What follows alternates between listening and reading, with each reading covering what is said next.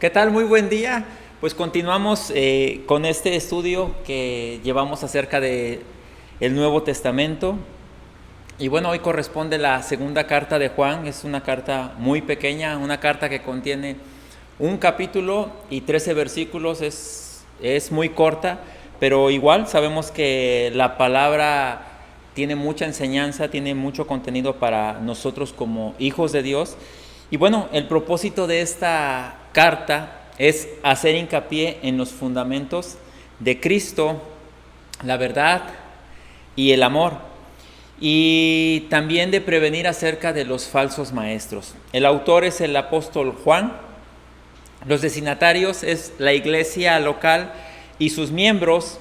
La fecha de escritura de esta carta es aproximadamente por el mismo tiempo de la primera carta de Juan, alrededor del 90 después de Cristo, desde la ciudad de Éfeso.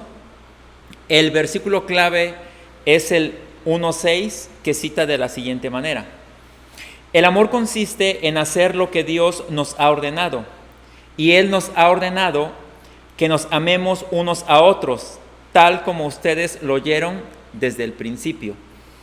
Y bueno, podemos ver que hacer lo que Dios nos ha ordenado es amarnos.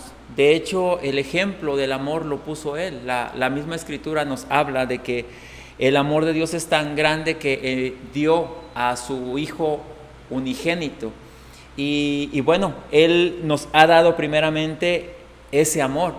Pero ahora que ese amor ha venido a nosotros, la misma palabra nos dice que la verdad vive en nosotros, y la verdad es Cristo. Él mismo dijo: yo soy el camino, la verdad y la vida. Esa verdad ahora vive en nosotros, esa verdad ahora está en nosotros y nos guía a nosotros para que nosotros podamos expresar esta verdad que ahora es parte de nosotros.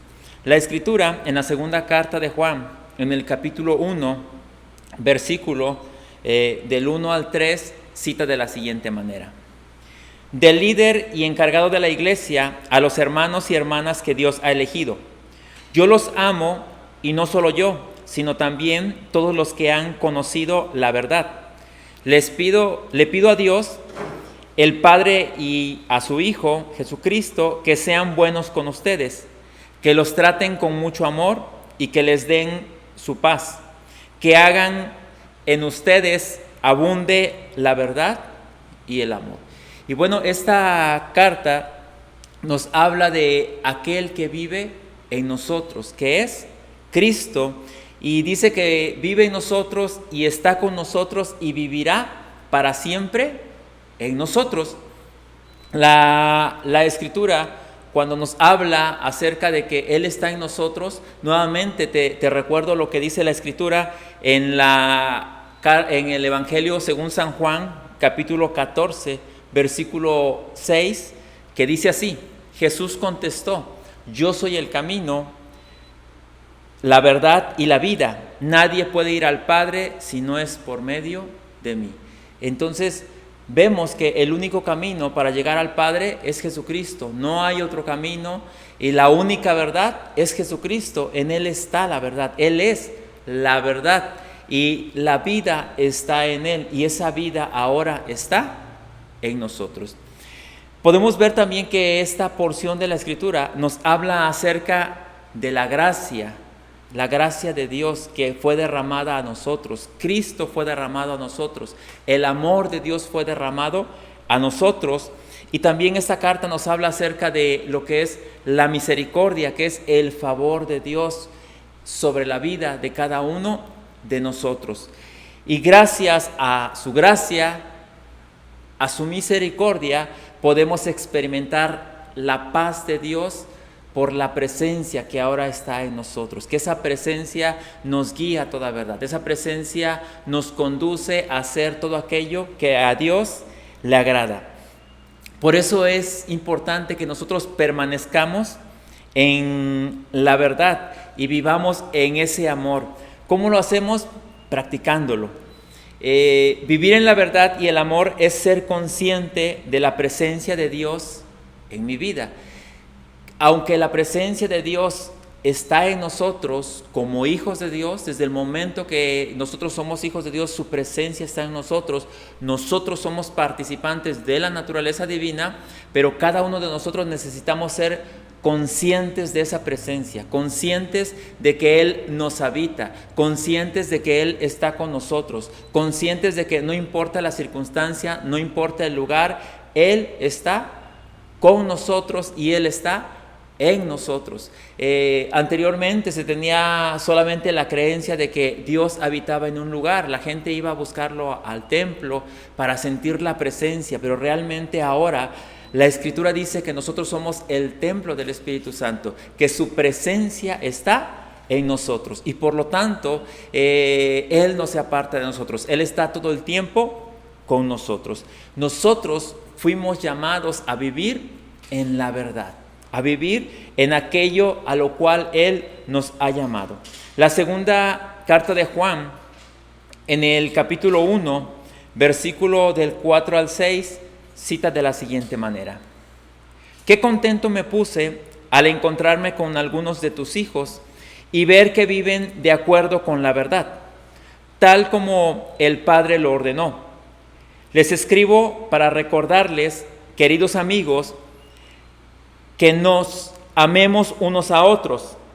Este mandamiento no es nuevo, sino que lo hemos tenido desde el principio. El amor consiste en hacer lo que Dios nos ha ordenado, y Él nos ha ordenado que nos amemos unos a otros, tal como ustedes lo oyeron desde el principio. Y podemos ver cómo aquí el escritor o el apóstol Juan le expresa, dice: qué contento me puse al encontrarme algunos de tus hijos y ver que viven de acuerdo a la verdad. Y creo que como hijos de Dios, vivir de acuerdo a la verdad, vivir de acuerdo al deseo del Padre, vivir de acuerdo al diseño del Padre, es la manera en la que nosotros podamos expresar que realmente somos sus hijos. Es la manera en la que nosotros podemos expresar la grandeza de nuestro Dios. Es la manera en la que realmente nosotros podemos expresar que pertenecemos a la familia de Dios. Pero Él les dice: les recuerdo o les escribo para recordarles, queridos amigos, que nos amemos unos a otros. Sé que es algo que hemos escuchado siempre, pero ese les recuerdo es para que lo tomemos en cuenta, para que lo tengamos presente, y que un distintivo, lo decíamos la semana pasada, un distintivo de los hijos de Dios es el amarnos. Un distintivo de los hijos de Dios es expresar ese amor que está en nosotros. Nosotros fuimos creados para vivir y dar testimonio de la verdad, dar testimonio de Cristo, dar testimonio de que Cristo nos habita, de que Cristo vive en cada uno de nosotros.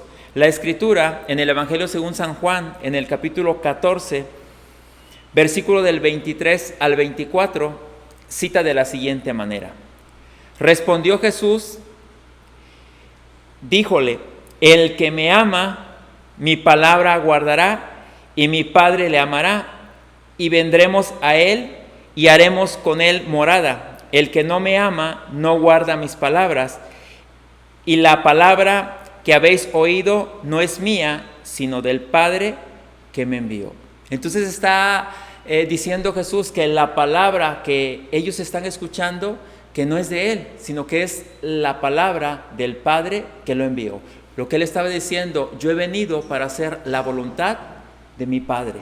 Y cada uno de nosotros, como hijos de Dios, como hijos entendidos, estamos en esta tierra para hacer la voluntad de nuestro Padre Celestial, para vivir en esa verdad, para expresar esa verdad, para que el mundo pueda conocer la verdad que está en nosotros, que es Cristo. El amor unos por otros, te lo decía hace un momento, nos distingue, es un distintivo. Realmente el mundo va a conocer a los hijos de Dios porque los hijos de Dios expresan amor. La palabra dice que la creación está esperando la manifestación gloriosa de los hijos de Dios. ¿Y cuál es esa manifestación gloriosa? El amor. Entonces, Fuimos llamados a amarnos, fuimos llamados a expresar ese amor que está en nosotros. Nosotros debemos cuidarnos de todo aquel que ponga un fundamento diferente a Cristo. Necesitamos entender, necesitamos conocer la Escritura para poder discernir, para poder darnos cuenta cuando alguien está poniendo un fundamento que es diferente al que ya fue puesto, que es Jesucristo. La segunda carta de Juan, en el capítulo 1, versículo del 7 al 9, cita de la siguiente manera: les digo esto porque muchos engañadores han salido por el mundo. Ellos niegan que Jesucristo vino en un cuerpo humano. Tales personas son engañadores y anticristos. Tengan cuidado de no perder lo que hemos logrado con tanto trabajo. Sean diligentes para que reciban una recompensa completa. Todo el que se desvía de esta enseñanza no tiene ninguna relación con Dios, pero el que permanece en la enseñanza de Cristo tiene una relación tanto con el Padre como con el Hijo. Y bueno, vemos cómo esta porción de la Escritura habla acerca de aquellos que están hablando acerca del error, que no están hablando acerca de Cristo, el fundamento que ya fue puesto. Dice, tales personas son engañadores y anticristo. Y entrando un poquito en contexto, recordemos que había maestros itinerantes, dice la Escritura, gente que visitaba las iglesias, pero entre ellos había algunos que no hablaban específicamente acerca de Cristo, sino que estaban poniendo un fundamento que era errado o una palabra que era errado. De hecho, si seguimos leyendo un poquito los versículos, el apóstol les recomienda que ni siquiera los reciban en sus casas. ¿Para qué? Para que no sigan dándoles esa palabra que es errónea.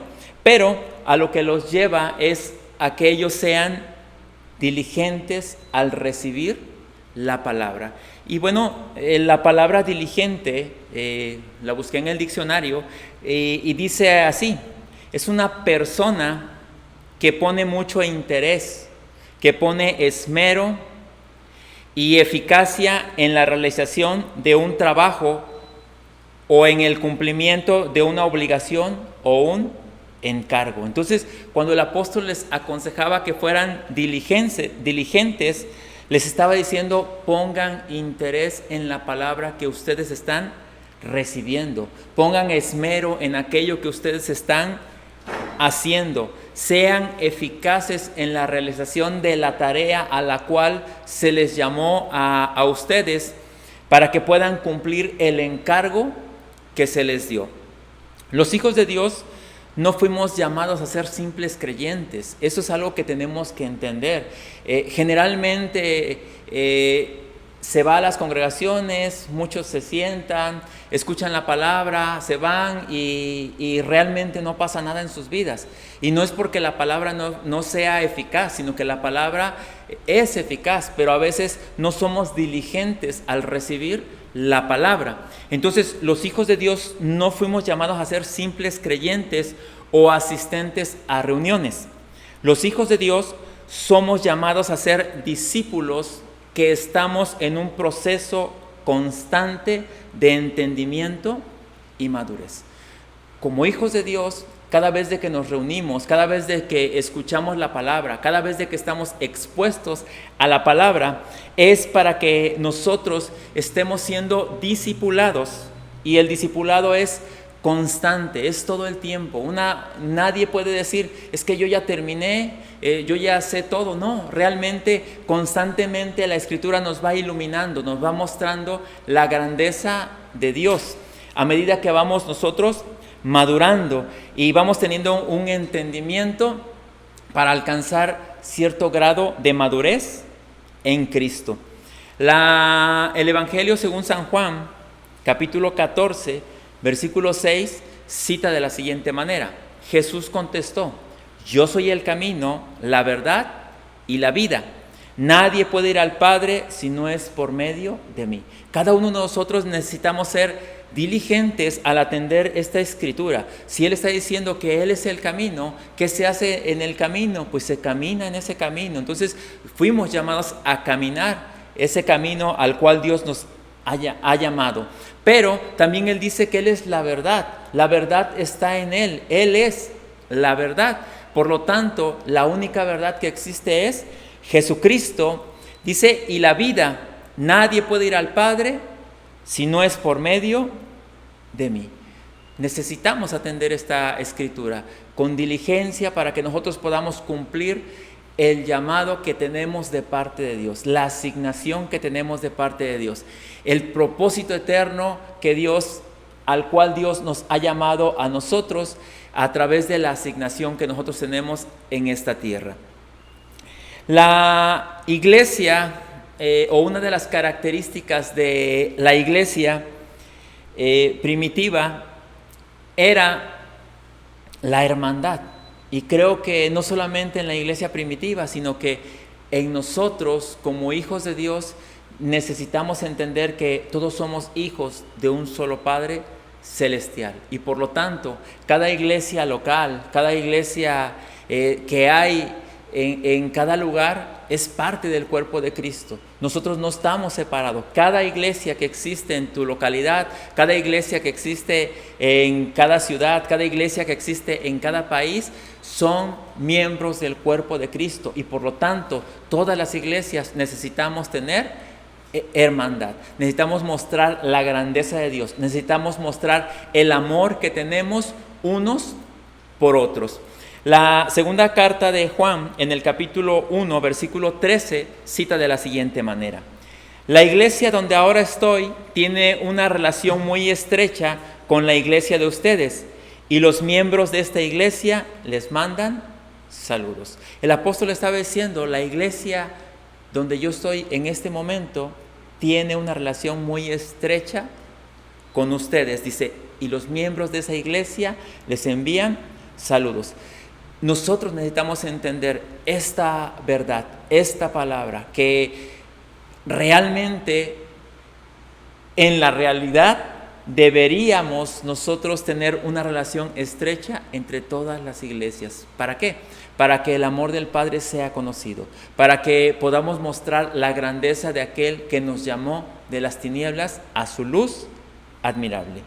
En conclusión, esta carta nos invita a caminar en la verdad por medio de la práctica. No se puede caminar en esta verdad si no es por medio de la práctica, donde el ingrediente principal es el amor, que nos lleva a complacer al Padre al seguir sus mandamientos, que son el amarnos unos a otros y experimentar su abundante gracia capacitadora. Su gracia nos capacita y su misericordia que nos impulsa a expresar su grandeza. Esta carta es una carta muy pequeña, contiene solamente un capítulo y 13 versículos, pero en esta carta nosotros podemos experimentar esa grandeza de Dios, la gracia, la misericordia, la paz de Dios. Fuimos llamados a tener una expresión de esa grandeza.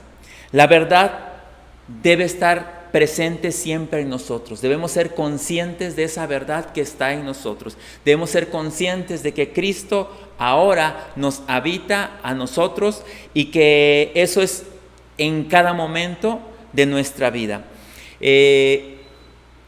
Esta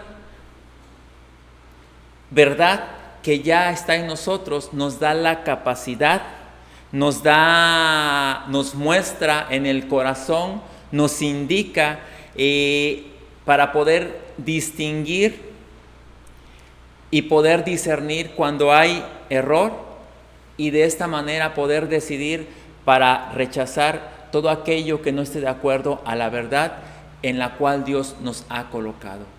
Iglesia, yo te invito a que conozcas esta verdad, yo te invito a que abraces esta verdad, yo te invito a que seas diligente con esta palabra que tú recibes cada día, cada vez de que tú estás expuesto a la palabra de Dios, que seas diligente, que la leas, que la estudies, que le pidas a Dios con diligencia que te pueda mostrar todo aquello a lo que Él te ha llamado a ti. Porque realmente esa grandeza ahora está en nosotros y fue derramada por medio de Jesucristo. Oramos. Padre Celestial, gracias por tu palabra, gracias porque sabemos que a través de tu palabra tú nos muestras la grandeza, tú nos muestras el amor, tú nos muestras todo aquello a lo que nosotros hemos sido llamados en Cristo Jesús.